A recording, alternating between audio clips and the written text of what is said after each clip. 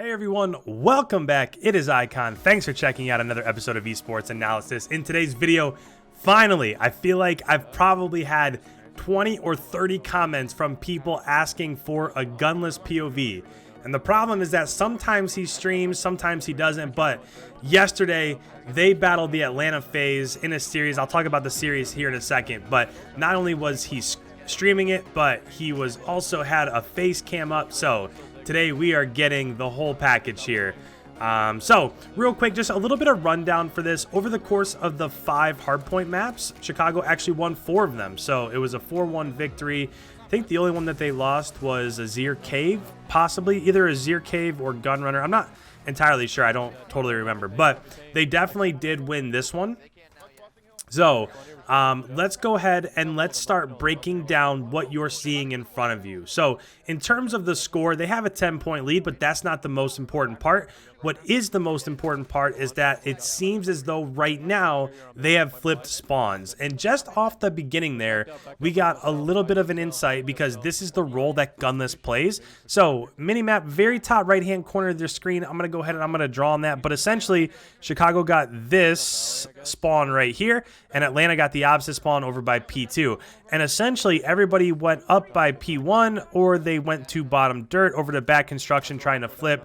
And what you watched when you saw Gunless is he went all the way back behind and got back construction all the way back by P2. And that's why they were able to at least flip for the beginning there. Now, some things have changed, and they no longer hold that back spawn.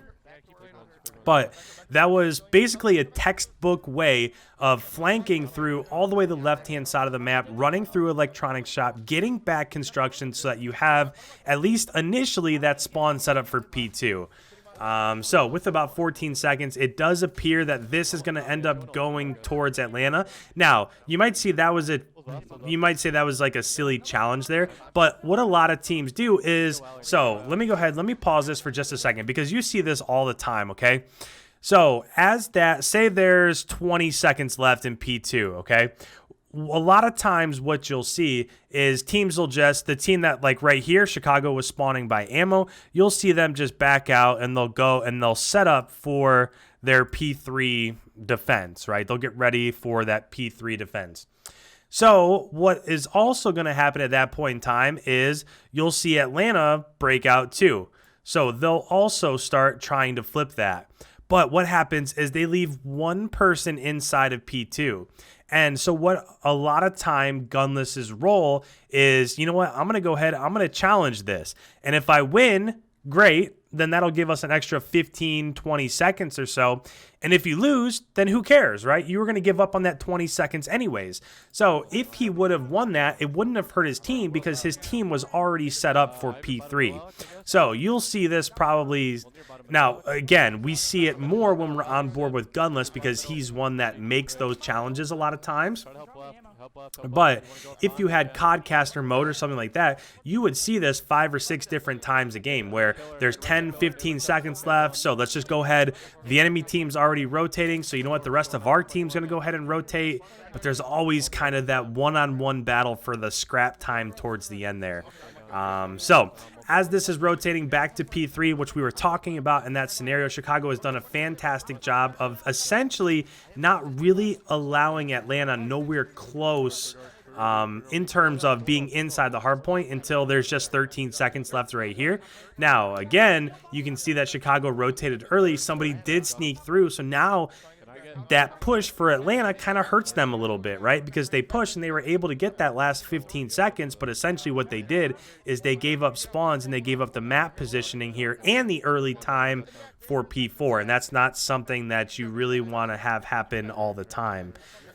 So as this defense is starting to mount here, the only thing that I really noticed here for, actually, they just had somebody come up off of spawn, but the only thing that I noticed there with their setup is they didn't have somebody back by that white van. Most of the time you want to have somebody challenging that route that's coming down the middle of the map, and they didn't have someone, but somebody came up off of spawn over by P2, so now they have that locked down also.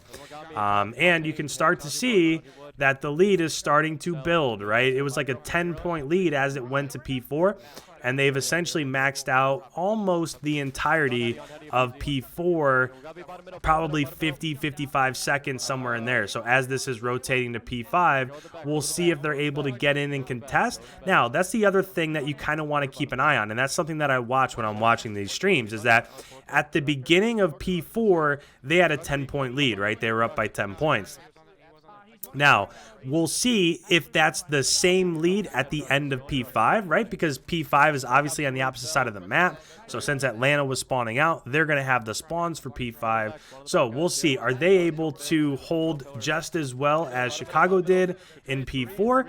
Or will they get broken? And if they get broken and they give up the last 30 points, like you see right there, so just right there, our city's got one, Formal got a 2-piece, GUNLESS also had one. So essentially that P5 hill was broken, and this is where things start to get a little sketchy, right? So not only did they get a full 60 seconds inside of P4, but they were able to flip essentially and get the remaining 30 seconds inside of P5. So these are the little things that usually end up deciding a map or end up deciding a game, because a lot of times, you know, especially with this map, P2 is on the far left hand side of the map, P3 is on the right, P4 is on the left, P5 is on the right. So after that initial hill, a lot of it could be, you know, one team controlling one side of the map and the other team controlling the other side of the map.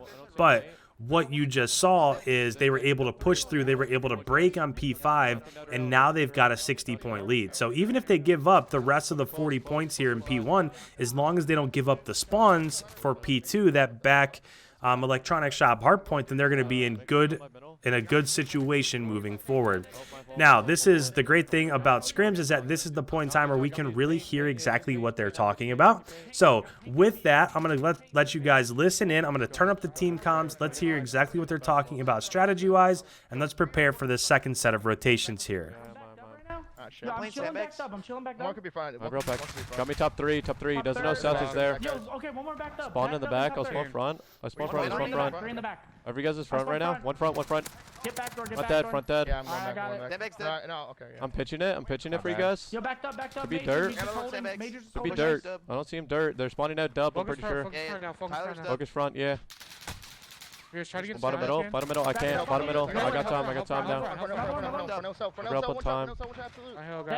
They're front out. I'm looking side. One bullet on time. All right, so real quick, just before we get too far away from this, I want to go ahead and just kind of point out exactly what we saw take place there. So initially, right, Chicago had that back spawn. So if we're talking about just kind of the beginning here, you'll see that as it was in P1, even though Atlanta had control of P1, Chicago had this back area of the map locked down until... So you saw as GUNLESS started going up towards P1, Atlanta had somebody top third, and that dude shot down on GUNLESS, and they killed him as he was trying to provide support for that construction spawn. So essentially what happened is they pushed up, and when they pushed up, that spawned GUNLESS over here by P5, over by Ruins.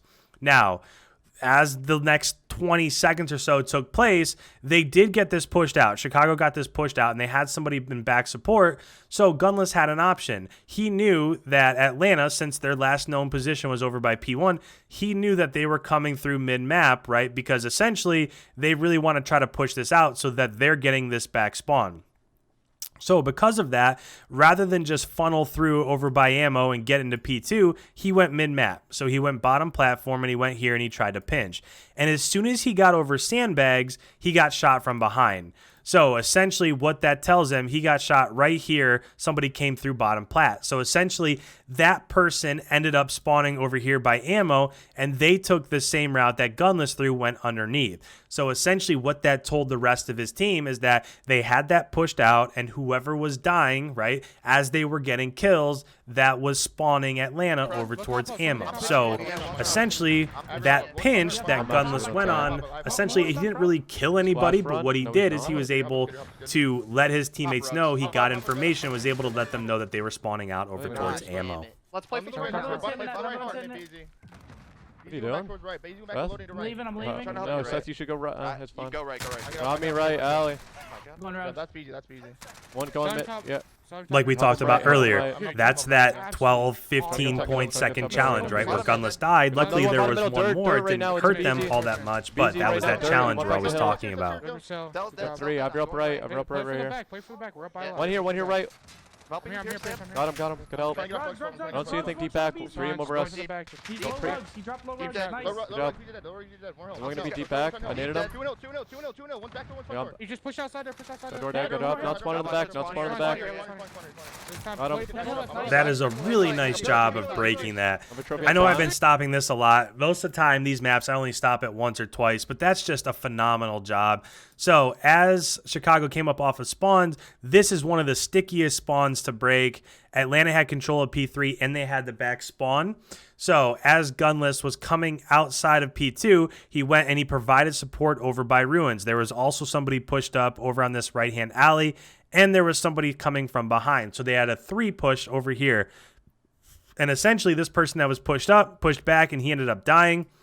GUNLESS went ahead and traded that out, and then he pushed out this back spawn, right? And once he got there, he realized that there was nobody else spawning there. So he went in this tree door area over here, and as soon as they got the kill inside the hill, the rest of Chicago started spawning out back behind P3. This is something against a team like Atlanta, you just don't really see that often, right? They're so good at locking down hills that they initially have control of, and there you see they just broke it again. So it's really weird to see that hill broken at all, let alone kind of twice in a row. But it doesn't really hurt them all that much. Since they're up by 30, if they can just get secured, so get control of top construction, top third, and if they get control of this, then they're going to have essentially a really big advantage going towards the rest of P4 as it rotates back. Just gonna keep watching it. I'm watching bottom construction. Trusting you guys to get that. That's on. Back doors open. Back doors open. Back doors open. Back doors open. Back doors open. I'm trying to go third. Get back door, guys. More middle, flat. I'm playing weird spot. Yo, dirt's kind of open. Dirt's kind of open. Oh no, I keep stopping this a lot, but you just heard GUNLESS say, back doors open, back doors open, back doors open. And essentially what happened is he was getting time inside hill. They had dirt watch down, but everybody, all of his teammates were also over here, right? They were looking mid-map towards B-Dom. They were looking towards dirt door. They were looking top rugs, but they had nobody watching out towards the back. So when he's saying back doors open, all of his teammates were over by P1. There was nobody back behind. So essentially what that's doing is, if you're talking in terms of Atlanta, that's allowing that flank where a lot of people will push P1 or mid-map, but this flank route is open as they're trying to push back behind, and that's where you just saw. If you look up, so now if I'm drawing on the screen, you can see 1, 2, you can see 3 red dots out back. So that's where that push is coming from right now. I need back there. I need my back. There's 2 there. Still trying to hold top right. No, front's open. Going top 3. He's flashing the back. I'm in the back. Front dead. Another one top 3. I'm waiting. Playing this time heavy. Got him in the back. Nice. Got 2. That's a really nice job there from GUNLESS of just being patient. Yeah. Nothing in the back. Nothing in the back. I'm holding the back right now. They know I'm here. They're gonna help me. Front door now. In the back, guys. What, maybe? Man, I just want to point this out because I know I'm stopping this a lot, but this is what I love about watching GUNLESS play, and this is what he brings to a team, is that he was out back, right? And he was able to push out back, and he was able to get a 2P. So he went out back, and he was able to kill Atlanta as they were pushing from back mid. And then he went back in, and he was able to kill somebody from front door. And as soon as he did that, you know that in Atlanta's team's comms, they're screaming out backdoor, backdoor, backdoor. That's where he's at. So as the rest of Atlanta are funneling through either the back or the middle, they're expecting him to be pushing back into P4 to get that kill. And what does he do? Instead of pushing back in, he intelligently turns around and he gets another kill as Atlanta's trying to push through back P4. And as that happened, the rest of his team comes, and now they're going to get the rest of this time. It's just little things like that where 95% of people would do one thing. GUNLESS just does something different. I'm trying to watch it. I got one. I have front. I have your back door. Front door. Front door. Got him for you. Oh, back. Good on him. Go, guys. Holy shit. It's great fucking map right there. Unbelievable. Man, that's just a fantastic job. Envoy and Gunless just slaying out towards the end there. They each had each other's backs. Let me stop this right here also. This, guys, if you're playing Search and Destroy especially, this is so important. Let me draw. This is a perfect time to stop this because you can see Envoy's right here and he's watching the back door, right? So essentially he's got Gunless's back. Gunless is right here. He's watching the front door. So he has Envoy's back. So rather than the scenarios be switched, right? Rather than Envoy watch the front door and Gunless watch the back door, that doesn't make sense because if anybody comes through this front door, then they can kill Gunless, right? So it's just this is exactly the art of trading kills when it comes to like Search and Destroy. That's the exact strategy, and they just implemented it there to end up winning the game and get the last couple kills. And then Celium just got turned on there. That's a phenomenal kill also from Gunless. So as the scoreboard comes up, I'll pause this one more time. But Gunless with 27 and 16 led his team in score. Envoy with 29. Scump with 26. Arceus, I don't know. It's been a little bit of a struggle recently for Arceus, but who knows? Maybe he'll come around soon. So with that, if you guys are Chicago Huntsmen fans, then this might have been a good day for you, right? Because they've kind of been losing the majority of their scrims to Toronto, to New York, to other teams like that. And then when they come to battle against Atlanta, they win the Hardpoints 4-1. So who knows? We'll see what happens next time that they face off because this is just one time, right? Last time they ended up, I think it was like 1-6, 1-7 map count. So who knows? Every time it just kind of goes back and forth. But for this one, Chicago won the day. So if you're new around here, this is the first time watching my videos. If you like this stuff, please hit that subscribe button. I put out new videos, new team scrim analysis every single day. If you have any comments whatsoever, put them down below. I love the comments. I love the interaction. Leave a like before you head on your way.